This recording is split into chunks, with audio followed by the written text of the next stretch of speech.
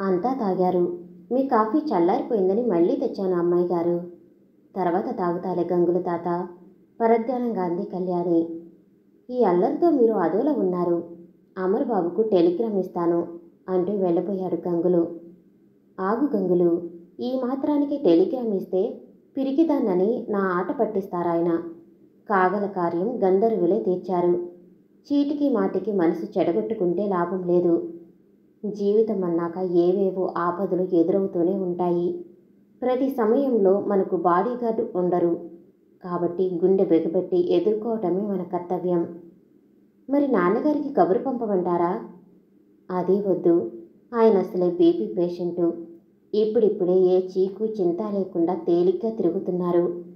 ఆ వార్త విన్నారు మళ్ళీ ఆయనకు బీపీ పెరుగుతుంది. ఇప్పుడు నేను స్థిమితంగానే ఉన్నాను. అందరికంటే నన్ను అధికంగా ప్రేమించే దేవుళ్లాంటి మా గంగుల తాత ఉన్నాడు తోడుగా. నాకేమి భయం? అంది ప్రసన్న వదనంతో కళ్యాణి. నన్ను పొగిడేయకండి అమ్మాయి గారు. ఇన్నాళ్లకు నా తపస్సు ఫలించి నన్ను తాత అని పిలిచారు. నాకు ఆ బహుమానమే చాలు అన్నాడు ఆనంద బాష్పాలు రాలుస్తూ గంగులు. సరేలే, నీ పని రేపు పడతాను. మన ఇంటర్వ్యూలు పూర్తయినట్లేనా తాత? అంతా అయ్యారు. ఒక ఆడమనిషి మాత్రమే మిగిలి ఉంది. ఆమె చంకన పండులాంటి ముద్దొచ్చే ఓ పాపాయి ఉన్నాడు. ఇవాళ ఇంటర్వ్యూలు నిలిపేశారంటే అమ్మగారిని చూడందే పోనని మొండికేసి సత్యాగ్రహం సాగిస్తున్నదామె. అలాగా? ఆమెకి ఏ కష్టం వచ్చిందో పాపం, పంపించు. సాదా దుస్తులు ధరించి సరస్వతీదేవిలా ఉన్న ఓ అసమాన సౌందర్యమూర్తి ముచ్చటగా కనిపించే ముద్దు బిడ్డనితో గదిలోకి ప్రవేశించింది. అసమాన సౌందర్యమే కాక అద్భుత తేజోరాశిగా ఉన్న ఆమె రూపం చూసి నుంచుని అలాగే నిర్విణ్రాలైంది కళ్యాణి. వచ్చిన యువతి కూడా అదే అవస్థకు లోనైంది. పరస్పరం చూసుకోవటంలో పరిసరాలే మరిచారిద్దరు. అలంకారానికి బల్ల మీద ఉన్న బొమ్మను ఆట గొలుసుకు ఆ బాలుడు తీశాడు. అప్పుడు వారికి వ్రతభంగమైంది. బిడ్డని చేతిలో బొమ్మను లాగి బల్లపై యథాస్థానంలో ఉంచి, వీడొకడు నాకు తగలటమయ్యాడు. పీడాకార పిల్లగాడు. ఎక్కడికి వెళ్ళినా ఏదో ఒకటి కదిలించి ఖరాబు చేస్తాడు. చిన్నతనం తెలియక తీశాడు, మన్నించమ్మా అని ప్రార్థించింది ఆ నూతన యువతి. ఆమెను కూర్చోమని ఆదేశించి తాను ఆసనం అలంకరించి ఆ బొమ్మను పట్టుకుని అంది కళ్యాణి. కన్నతల్లి కసిరితే పసివాని మృదుహృదయం గాయమవుతుందమ్మా. పాపని చూస్తుంటే మీ భర్త కూడా అద్వితీయ రూప సంపన్నుడనిపిస్తుంది నాకు. పూర్వజన్మలో ఎన్ని పుణ్యాలు చేశారో ఆ భర్త ఈ బాలుడు మీకు లభించారు. మరెప్పుడు వాడి మీద పీడ పెటాకులు అని పెద్ద పెద్ద మాటలు ప్రయోగించడం మీలాంటి మాతృమూర్తులకు ఉచితం కాదు. నిజమే, ఎప్పుడూ నా నోరిలా వాడి మీద పారేసుకోలేదు. ఇప్పుడు ఎలా జారానో నాకే తోచటం లేదు అంది ఆవేదనతో ఆమె. రా బాబూరా, నీకు బొమ్మ కావాలా? ఇది ఇస్తాను. ఇంతకంటే ఇంకా మంచి మంచి బొమ్మలు ఇస్తా నీకు. రా అంటూ ఆప్యాయంగా వాత్సల్యం ఉట్టిపడే స్వరంతో చేతులు చాపింది కళ్యాణి. తల్లికేసి కళ్యాణికేసి ఆశగా బిక్కబిక్కగా చూస్తూ అనుమానిస్తూ అడుగు ముందుకు వెయ్యలేకపోయాడా బాలుడు. అది గమనించి ఆ తల్లి దయామయురాల్లా ఉన్నారు. వెళ్ళు రవి, వెళ్ళు అంది ఆమె. వెంటనే ఒక్క పరుగుతో కళ్యాణి చేతుల్లో వాలాడు రవి. అక్కున చేర్చుకుని అంతులేని ముద్దులతో తన కరువు తీర్చుకుని బొమ్మ చేతికిచ్చి అంది కళ్యాణి. ఎవరమ్మా మీరు? మాతృమూర్తిని చెప్పుకునే అదృష్టం లేని అభాగ్యురాలిని నేను. నా పేరు కమల, మాది ఆంధ్ర ప్రాంతం. అరెరే దించండి, వాడి మాసిన బట్టలతో మీ చీరంతా మరకలవుతుంది అని పిల్లాన్ని తీసుకోబోయిందామే. మీకిష్టం లేకుంటే చెప్పండి, రవిని దించేస్తాను. అంతేకాని పిల్లల్ని దగ్గరకు తీసుకుంటే బట్టలు పాడవుతాయని భావించే కఠిన చిత్తురాలి నేను కాను. ఇంత విశాల హృదయం ఉన్న మీరు మాతృమూర్తుల కంటే ఉన్నతమైన వారు. 10 నెలలు మోసి కనగానే తల్లి కాదు, ఆ పసికూనలను ప్రేమతో ఓర్పుతో పెంచి పెద్దవాళ్ళను చేసినప్పుడే ఆ తల్లి పేరు సార్థకమవుతుంది.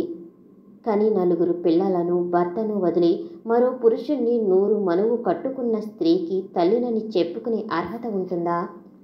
మీకు సంతానం ఎందుకు ప్రసాదించలేదో ఆ పాపిష్టి బ్రహ్మ. అందుకే వాడికి పూజ పురస్కారాలు లేకుండా పోయాయి. నాకు ఈ బిడ్డడు ఒక్కడే. కానీ మీ ఆవేదన చూస్తుంటే వీణ్ణి మీకిచ్చేయాలనిపిస్తుంది అంది నిశ్చలంగా కమల. ఈ అందాల రాశిని, ఈ ఆణిముత్యాన్ని, ఈ పసిడి బంగారాన్ని నాకర్పించగలరా కమల గారు? అని. ఏమ్రా చిట్టి, నా దగ్గర ఉండిపోతావా అంటూ రవిని మురిపెంతో ముద్దులతో ముంచెత్తింది కళ్యాణి. మీరేదో మాట వరుసకంటున్నారు కానీ ఈ దౌర్భాగ్యుణ్ణి మీరెందుకు దత్తత తీసుకుంటారు? అంతటి అత్యున్నత స్థానం అధిష్ఠించే అర్హత ఈ పాపిష్టి వాళ్ళకుండదు. కమల్ గారు, ఏమీ తెలియని కన్నబిడ్డని గురించి ఇలాంటి అనుచితమైన వ్యాఖ్యలు సాగిస్తే నేను ఊరుకునేది లేదు, పెద్దగా అరిచినట్లుగా అంది కళ్యాణి. ఆమె పారవస్యానికి, పసివాళ్ళంటే ఆమెకున్న భ్రమకు అవాక్కైంది కమల. ఆ సన్నివేశం చూసి ఆనందంతో అడగకుండానే 3 పాల గ్లాసులతో, బిస్కెట్ల పొట్లాలతో, బొమ్మల సంసారంతో ప్రత్యక్షమయ్యాడు గంగులు. నీ సమయస్ఫూర్తికి నాకు సంతోషంగా ఉంది గంగుల తాత అని రవికి తన చేత్తో బిస్కెట్లు తినిపించి పాలు తాగించింది కళ్యాణి. కానీ రవి దృష్టి తినుబండరాల మీద లేదు. నెమ్మదిగా ఆమె చేతుల్లోంచి జారుకుని బొమ్మల సంసారంలో పక్కకు తప్పుకున్నాడు రవి. ఇక చెప్పండి కమల్ గారు, మీది ఆంధ్ర ప్రాంతమన్నారు. ఇంత దూరం ఒంటరిగా ఉద్యోగానికి వచ్చారంటే నేను నమ్మలేకున్నాను. మీ భర్త ఎక్కడున్నారు? ఏం పాస్ అయ్యారు? ఏ పని చేస్తారు? అంటూ ప్రశ్నల వర్షంతో ఇంటర్వ్యూ ప్రారంభించింది కళ్యాణి. ఏది పాసు కాలేదు. చదవటము వ్రాయటము నేర్చుకున్నాను, అది మాతృభాషలోనే. మీరు తెలుగువారని తెలిసి మీ దగ్గర ఏదైనా పాచి పని దొరుకుతుందనే ఆశతో వచ్చాను. మీ దయ నా ప్రాప్తం అని తల వంచుకుంది కమల. మీరు మీరు మా ఇంట్లో పాచి పని చేస్తారా? మీలాంటి అపురూపమైన అందగత్తెతో పాచి పని చేయించుకునే అవివేకులు ఈ లోకంలో ఉంటారని నేననుకోను. అంటే మీ ఉద్దేశం మీరు పనిగదులని ఇంట్లో కాపురం చేసే దంపతుల్లో నిప్పులు కురుస్తాయని? మీరు నన్ను అవమానిస్తున్నారు, కోపంగా అంది కమల. మీరు నా ధోరణిని అపార్థం చేసుకున్నారు. మిమ్మల్ని అవమానించాలని నా అభిప్రాయం కాదు. మీరు నిర్దోషులైనప్పటికీ మీ అందం మీకు శత్రువవుతుందని అంటున్నాను. కాస్త శాంతంగా ఆలోచించండి. అవును, నిజమే, అలా జరగటానికి ఆస్కారం ఉంది. నేనే పొరపడ్డాను అంది కమల నేరస్తురాల్లా. ఇక నా రెండో ప్రశ్నకు జవాబివ్వండి. ఉద్యోగం కోసం ఇంత దూరం ఎలా వచ్చారు? దీనికి జవాబు మీ మూడో ప్రశ్నలో ఉంది. అయితే మీ భర్త పలాయనం చిత్తగించాడా? కాదు. అలా పలాయనం చిత్తగించినా నాకే చింత ఉండేది కాదు. మరి ఏ చిలకైనా బాహువల్లరిలో చిక్కుకుందేమో. అదే కాదు, ఆయన మనస్తత్వం చంచలమైంది కాదు. నన్ను త్రికరణ శుద్ధిగా ప్రేమించారు. నేను ఒక్కరోజు కనిపించకపోయినా గందరగోళం చేసేవారు. మరేది? చిరాకుతో రెట్టించింది కళ్యాణి. ఆ అన్వేషణకే నా ఈ ప్రయాణం. ఈ ప్రాంతాల్లోనే ఆయన ఉన్నట్లు నాకు సమాచారం అందింది. అందుకే మీ ఆశ్రయం కోరాను. జీతంతో పనిలేదు. వేళకింత కబడం కడుపు నిండా దొరికితే మీరు చెప్పినట్లు మీ సేవ చేస్తాను. మమ్మీ, మమ్మీ, నాన్న, నాన్న ఇక్కడున్నారు అంటూ చెయ్యి పట్టిలాగాడు రవి. ఆ మాట విని మంత్రబద్ధ భుజంగంలా కొడుకును అనుసరించింది కమల. పక్కగదిలో కళ్యాణి భర్తతో దిగిన పెద్ద ఫోటో చూపించి నాన్న, నాన్న అని సంబరంతో చిందులు తొక్కుతూ కేరింతలు కొట్టాడు రవి. ఫోటోను చూసి బిగబెట్టిన గుండెను పొదివి పట్టుకుని, పాపిష్టివాడా, కనిపించిన వాళ్ళంతా నీ కన్న తండ్రులేలా అవుతారు? వీధుల్లో కూడా అంతే. మీ నాన్నను పోలిన వ్యక్తి కనిపిస్తే నాన్న నాన్న అని వెంట పడతావు అంటూ కొడుకు చెంప చెల్లుమనిపించింది కమల. రెండో దెబ్బకు చెయ్యెత్తేసరికి ఎదురుగా నుంచున్న కళ్యాణిని కరుచుకుని కెవ్వుమన్నాడు రవి. వాణ్ణి గుండెకి హత్తుకుని, తెలిసి తెలియక తండ్రిని చూడాలనే దాహంతో ఏదో అంటే పసివాడి చెంపలు పగలగొడతావా చూడండి. ఆ చెంపలు అలా కందిపోయి రక్తం కడుగట్టిందో. ఆ పాపం మీదికి మీ చెయ్యలా లేచింది. అందుకు మీ మనసలా ఒప్పుకుంది. మీకంత బరువైతే నాకివ్వండి వీణ్ణి, నేను పువ్వుల్లో పెట్టి పెంచుకుంటాను అని తీవ్రంగా మందలించి గంగులకు సైగ చేసి పిల్లవానితో తన పడక గదికి చేరుకుంది కళ్యాణి. రవి, నాదెంత కరుకు హృదయంరా, నేనెంత కసాయిదాన్నయ్యానురా. తనను తాను తిట్టుకుంటూ బావురుమని ఏడుస్తూ గోడకేసి తలకొట్టుకోసాగింది కమల. అడ్డుగా నుంచుని ఆమెను నిలవరించాడు గంగులు. కమలమ్మ తల్లి, నువ్వలా వాపోతే నేనేమీ చెప్పలేను. మా అమ్మాయి గారు కళ్యాణి పెద్దయ్యాక ఈ ఇంట్లో వారికి కానీ ఇక్కడ అడుగుపెట్టిన వారికి కానీ కన్నీరు కాచే అవసరం రాలేదు. అవి వారు చూడలేరు. మా అమరబాబు లాంటి మహా మనిషి ఈ ప్రపంచంలో లేరు. వారికి ధనపిపాస లేదు. సంపాదించి ఖర్చు పెట్టడానికి వారు వెనుకాడరు. చూపు మళ్ళిందంటే పరోపకారం కోసం వారెంత త్యాగానికైనా సిద్ధమవుతారు. నీ దుస్థితిని విచారించి నీకు తగిన సహాయం చేస్తారు. అమరబాబు ఎవరు తాత? కన్నీరు తుడుచుకుని అడిగింది కమల. మా అమరబాబుని ఎరగవా? అమ్మాయి గారి భర్త. ఆయన మా ఇండస్ట్రీస్కు అధినేత, పేరు మోసిన పెద్ద లాయరు. ఆయన లాయరా? ఆశ్చర్యంతో అడిగింది కమల. అదో పెద్ద కథ కమలమ్మ. ఇప్పుడు చెప్తే చేట భారతం అంత ఉంది ఆ చరిత్ర. అంత మంచి మనిషిని గురించి వెంటనే తెలుసుకోవాలనుంది. చెప్పవు తాత అంది నిష్ఠూరంగా కమల. నీది మా కళ్యాణమ్మది ఒకటే ముండిపట్టు. కోరిన పని వెంటనే కావాలంటుంది ఆమె అని అమరు వచ్చిన రోజు నుంచి అమూలాగ్రంగా వివరించాడు గంగులు. విని విభ్రాంతురాలయ్యి కాసేపు చైతన్యం కోల్పోయింది కమల. 10 నిమిషాల తర్వాత ఏదో నిర్ణయించుకున్న దానిలా, నేను వెంటనే వెళ్ళాలి, బాబును తీసుకురా తాత అని అర్థించిందామె. నీ లక్షణం నాకు నచ్చలేదమ్మా. మీ ఆశ్రయం కావాలని ఇంతకు ముందే చెప్పి మళ్ళీ వెళ్తానంటున్నావు. పిల్లలు పుట్టరని డాక్టర్ చెప్పాక నా తల్లి పిచ్చిదానిలా అయిపోయింది. ఇప్పుడిప్పుడే మనిషిలా మసులుకుంటుంది. మీ బాబు ఆమెను ఆకర్షించాడు. బాబుని మీరు లాక్కుపోతే కళ్యాణి ఎంత మనోవ్యధకు గురవుతుందో ఆలోచించి పిల్లవాడిని తీసుకురమ్మని మళ్ళీ చెప్పండి. మారు మాట్లాడకుండా ఈ మరుక్షణం నీ బాబును నీ చేతికిస్తాను. అసలు నీ బాబును ఉంచుకోవటానికి మేమెవరం అంటూ నిష్ఠూరంగా జవాబిచ్చాడు గంగులు. ఆరిదేవుడా, నా నుంచి ఇతరులకు కూడా కష్టాలు తెచ్చిపెట్టావు. నిలువులేని చోట కఠినంగా నన్ను నిలిపివేశావు. తీసుకురమ్మంటావా బాబును? వద్దు తాత వద్దు. పొరపాటున నా నోరు జారాను. నేను లేకపోయినా రవి ఇక్కడ ఉండగలడు. కళ్యాణి ఉంచుకోగలదు. ఆమెలో మాతృప్రేమ పొంగి పొరలుతుంది. నిజంగా నా రవి ఉండవలసిన చోటకే వచ్చాడు. వాడి గురించి నాకే చింత లేదు. నాకు ఏ చింత లేదు. ఆనందంతో నా మనసు నిండిపోయింది. నేను వచ్చిన పని ద్విగుణీకృతంగా సఫలమయ్యింది. నేను వస్తాను. కళ్యాణికి నా నమస్కారాలు చెప్పు అంటూ వెళ్ళబోయింది కమల. వచ్చినంత తేలిక ఇక్కడి నుంచి పుట్టెడు దుఃఖంతో, అంతులేని విరక్తితో వెళ్ళలేవు కవలమ్మా. మీ గంగులు అన్నీ పోగొట్టుకున్నాడు కానీ వివేకాన్ని, విఘ్నతను పోగొట్టుకోలేదమ్మా.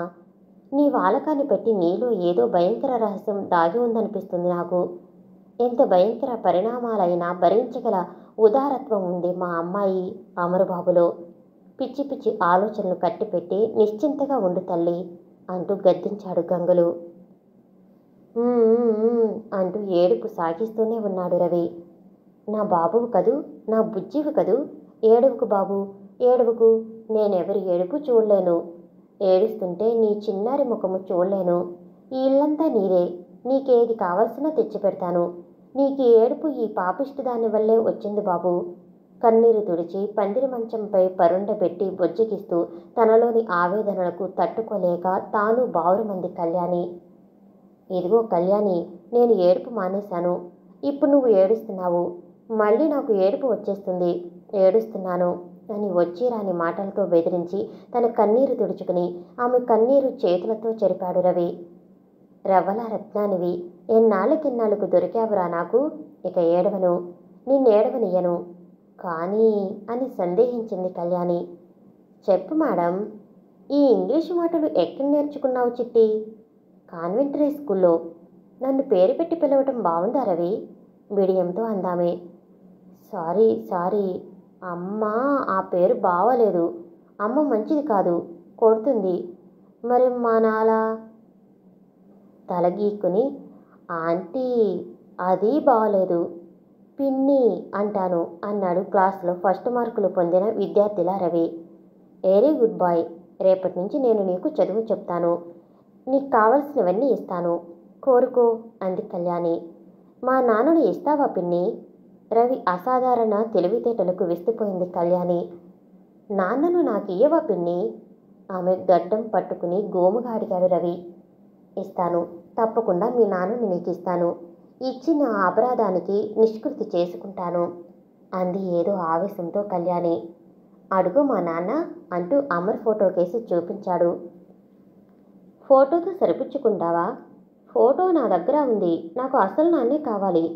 ఫోటో నీ దగ్గర ఉందా? ఏది? ఇదిగో అని జేబులో ఉన్న పాస్పోర్ట్ సైజ్ ఫోటో ఆమె చేతికిచ్చాడు రవి. ఈ ఫోటోలో ఉంది మీ నాన్నేనంటావా? మా నాన్నే. ఎక్కడున్నారాయన? ఇక్కడే ఉన్నాడు, నీ దగ్గరే ఉన్నాడు. నీవన్నీ దొంగ మాటలే అని మూతి ముడుచుకున్నాడు రవి. వేలుడంత లేవు, నీకింత ఆలోచన ఎక్కడి నుంచి వచ్చిందిరా? నా దగ్గరే ఉన్నట్లు నీకెలా తెలుసు? నవ్వుతూ అడిగింది కళ్యాణి. మా నాన్నను లాక్కొచ్చి ఇక్కడే ఉంచుకున్నావు నువ్వు. ఆ పెద్ద ఫోటోలో నీ పక్కనే ఉంచుకున్నావు. నిజమే రవి, ఆ ఫోటోలో ఉంది మీ నాన్నే రవి. నిన్ననే ఢిల్లీ వెళ్ళారు. రాగానే నీకు మీ అమ్మకు ఇస్తాను. అప్పుడు మీరు ముగ్గురు కలిసి ఉండొచ్చు అంది గంపెడి విషాదంతో కళ్యాణి. నువ్వో పిన్ని, నేను ఎక్కడికైనా వెళ్ళిపోతాను. నువ్వు ఉండాలి మా నాన్న దగ్గర. అలాగే ఉంటాను సరా. ఇప్పుడే మా నాన్న కావాలి అంటూ బిగ్గరగా ఏడుపు లంకించుకున్నాడు రవి. ఇప్పుడే వస్తారు, ఏడవకు బాబు, మిఠాయి పెడతాను, కొత్త పెట్టలిస్తాను అని ఎన్నో విధాలుగా బుజ్జగించింది కళ్యాణి. కానీ బాబు మొండిపట్టు వదలలేదు, ఏడుపు మానలేదు. ఇంత గుండెకొయ్యి ఆ తల్లిని ఎంత తప్పించి చేస్తున్నాడు. వీడి అల్లరి నేను సర్దగలనా అనుకుంటూ అనుమానంతోనే జోలపాట మొదలుపెట్టింది కళ్యాణి. చిన్నప్పుడు సంగీతం ఆమెకు చెప్పించాడు పరమేశ్వర్.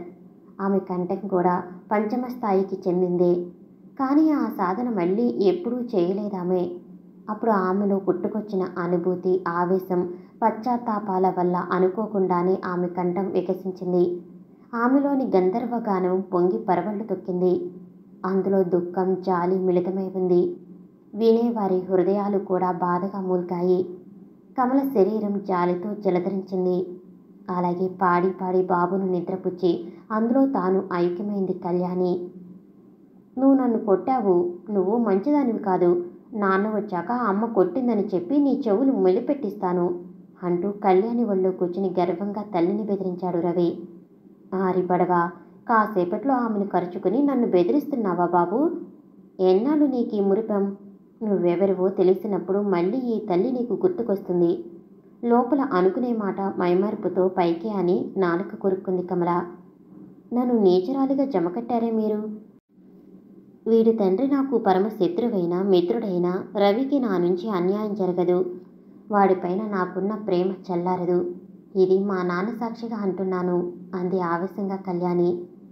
ఏదో పరిహాసానికన్న మాట పట్టుకుని నిజం చేయకండి కళ్యాణి గారు. హఠాత్తుగా పట్టుకున్న అదృష్టాన్ని అనుమానించాను అంతే. సరే, ఇప్పటికీ మీ బాబు సమస్య పరిష్కారమైంది. మీ దగ్గరున్నా నా దగ్గరున్నా నాకు దూరమైన వాడు నావాడు. వాడి భవిష్యత్తు గురించిన బాధ్యత నాది. దీంతో మీ సందేహం నివృత్తి అయిందనుకుంటాను. మీ భర్త పలాయనం, దానికి కారణాలు చెప్పండి. అదైనా నా వల్ల మీకు మేలు జరుగుతుందని నమ్మకం కుదిరితేనే చెప్పండి. అదేమిటమ్మా అలా అంటారు? మీలాంటి అమృతమూర్తితో నా క్షోభ చెప్పుకోకపోతే నాకెలా ముక్తి కలుగుతుంది? మాది కృష్ణా జిల్లాలో ఓ పల్లెటూరు. మా ఆయన పేద కుటుంబంలో జన్మించినప్పటికీ వారాలు చేసుకుని కష్టించి ఇంటర్మీడియట్ పాస్ అయ్యాడు. ఆయనకు తల్లి, తండ్రి, తోబట్టువులు ఉన్నారు. కూలీ నాలితో వారి జీవనం గడుస్తున్నది. వారితో పాటు కూలి చేయకుండా బస్తీలో చదువు సాగిస్తున్నందుకు ఆయనపై ఆగ్రహం కలిగింది అత్తమామలకు. ఆ క్రోధంతోనే ఆయనతో మాట్లాడటమే మరిచారు వారు. ఇక మా సంగతి, మా నాన్నకు నేను ఏకైక పుత్రికను. 4 తమ్ముళ్ళున్నారు నాకు. నన్నొక్కదాన్నే మెట్రిక్ దాకా చదివించారు. 4 తమ్ముల్ని జీతానికి ఉంచారు. నేను రజస్వల అయ్యాక వరుల వేట ప్రారంభించారు నాన్న. కట్నం లేని వరులు దొరకటం కష్టమైంది. 2000 రొక్కం పోస్తే మీ అమ్మాయిని మా కొడుకు చేసుకుంటామని ఘంటాపథంగా చెప్పాడు మా మామ. మార్గంతరం లేక నివాసం ఉండే ఇల్లు నిలువున అమ్మి కట్నం ఇవ్వటానికి అంగీకరించారు నాన్న. ఉద్యోగం కుదిరేదాకా నాకు పెళ్లి వద్దని పేచీ పెట్టారు ఆయన. డబ్బు మీద పేరాశతో ఏడ్చి గందరగోళం చేసి మెడలు విరిచి కొడుకును ఒప్పించింది అత్త. నిరాటంకంగా మా వివాహం జరిగిపోయింది. ఫలితంగా పిల్ల జల్లలతో ఓ గుడిసెలో కాపురం పెట్టాడు మా నాన్న. పెళ్ళైన తెల్లవారి నన్ను కొడవలి తీసుకుని జొన్నకోత కూలికి నడవమంది అత్త. 2 రోజులు గడిచాక ఆయనకు అదే ఆహ్వానం వచ్చింది తండ్రి నుంచి. తప్పనిసరి వారి ఆజ్ఞలకు తల వంచి తయారయ్యాము. మట్టు పనిలో బొబ్బలు పొక్కి చేతులకు పుల్లయ్యి తెల్లవారి కూలి పనికి రాకుండా పోయారాయన. నేను అదే పరిస్థితి ఎదుర్కోవలసి వచ్చినా ఆయనంత ఇబ్బంది నాకు కలగలేదు. దాంతో ఇద్దరిని కూర్చోబెట్టి మేపటం మా వల్ల కాదని 16 రోజుల పండగ వెళ్ళక ముందే ఒట్టి చేతులతో మమ్మల్ని కట్టుబట్టలతో వేరు పెట్టారు మామ. అప్పుడు ఎక్కడికి వెళ్ళాలో ఏమి చేయాలో మాకు తోచలేదు. ఇద్దరం కలిసి 4 గజాల గోడల్లో దీనంగా ముఖం పెట్టుకుని దిగులుగా కూర్చున్నాము. అపరాహ్నమయ్యేసరికి ఆ దగ్గరలో ఉన్న ధర్మాత్రులొకరు మా కరుణామయ గాథ విని మమ్మల్ని భోజనానికి తీసుకెళ్లారు. మాకు ఏ లోపం లేకుండా ఓ గదిలో అన్ని సౌకర్యాలు ఏర్పాటు చేసి మా ఇద్దరిని 4 రోజులు తన ఇంట్లో అట్టిపెట్టుకున్నారు. మా దాంపత్య జీవితం మొత్తంలో ఆ 4 రోజులే అదృష్టమైనవి.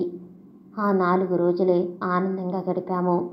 5వ రోజున సమీప పల్లెటూరులో ఓ ప్రైవేటు బడి కుదిరింది. అది చాలీచాలని జీతం. ఆకలి చంపుకోవటానికి ఆ ఆశ్రయాన్ని అంగీకరించాము. ఏదో విధంగా కాలం గడుస్తున్నది. ఆదివారాల్లో గవర్నమెంట్ ఉద్యోగం కోసం బస్తీకి వెళ్ళి ఎంప్లాయ్మెంట్ ఆఫీసు చుట్టూ తిరిగేవారాయన. కాల్స్ దొరికినా తెలిసిన ఆఫీసర్ ఎవరూ ఆయన్ని అపాయింట్ చేయలేదు. కాలేజీలో చదువు సాగిస్తున్న సమయంలో విద్యార్థి నాయకుడిగా నిర్దుష్టంగా తన కర్తవ్యం నిర్వహించినప్పుడు చెరగని కమ్యూనిస్టు ముద్ర ఆయనపై పడింది. ఆ కారణంగానే ఆయన్నెవరూ అపాయింట్ చేసుకోలేదు. పెళ్ళి అయ్యి సంవత్సరం తిరగకముందే నాకు పిల్లాడు పుట్టాడు. పాల డబ్బాలు, గ్రైప్ వాటర్లు మొదలైన ఖర్చులు అధికమయ్యాయి. అప్పుడప్పుడు ఉపవాస జీవితం మొదలైంది మాకు. చీకటి రాత్రులలో బజార్లు తిరిగి మాధవ కబళం అడుక్కొచ్చి నా ఆకలి తీర్చేవారాయన. బాబు 7 ఏడాది వాడయ్యాడు. అమ్మ, అత్త, నాన్న అది కావాలి ఇది కావాలి అని అడిగే మాటలు నేర్చుకున్నాడు. వాడి ముద్దు ముచ్చట్లు వినటమే కానీ తీర్చే శక్తి మాలో లేదు. తనివి తీరా ఏడవటానికైనా ఒకరిని చూసి ఒకరం జంకవలసి వచ్చింది. కూలికి వెళ్తానన్నాను. వెళ్లే రోజులు ముందు చాలా ఉన్నాయి. ఇప్పుడు వద్దన్నారాయన. ఆ వాదం జరిగిన రాత్రే ఊరు మాటుమణిగాక నాకు చెప్పకుండా ఆయన అంతర్ధానమయ్యారు. సరిగా 15 రోజులకు ఎవరు పంపినట్లు 100 రూపాయల మనీ ఆర్డర్ వచ్చింది నాకు. అది ఆయన పని అనుకున్నాను. తర్వాత మిలిటరీలో చేరానని, నన్ను మన్నించమని తన అడ్రస్ లేకుండా ఉత్తరం రాశారాయన. వాటి మీద బొంబాయి పోస్టుల ముద్రలే ఉన్నాయి. అప్పటి నుంచి ప్రతి నెల ఢిల్లీ అడ్రస్తో నాకు డబ్బు అందుతున్నది. 4 నెలల తర్వాత ప్రతి నెల 500 పంపుతున్నారు. నాకు చీరలు, పిల్లాడికి బట్టలు, బొమ్మలు పార్సిల్లో వస్తున్నాయి. ఈ వార్త తెలిసి అందులో మాకు భాగం కావాలని పంచాయతీ పెట్టారు మామ. పెద్ద మనుషుల తీర్పు ప్రకారం వారికి ప్రతి నెల 200 ఇస్తున్నాను. మా నాన్న కావాలని మా బాబు చేసే మారాముతో, భర్త వియోగంతో జీవించలేక ఆత్మహత్య చేసుకుందామనుకున్నాను. అనుబంధాలు, తీరని ఆశలు నన్ను వెనుతిరిగి చుట్టేశాయి. కొన్నాళ్ళ తర్వాత విజయవాడ చేరి చిన్న గది తీసుకుని కాలం గడుపుతుంటే ఇక్కడి పెద్ద మనిషి వల్లనే ఆయన వివరాలు తెలిసి బయలుదేరాను అని బలమైన శ్వాస తీసుకుంది కమల. ఎవరా పెద్ద మనిషి?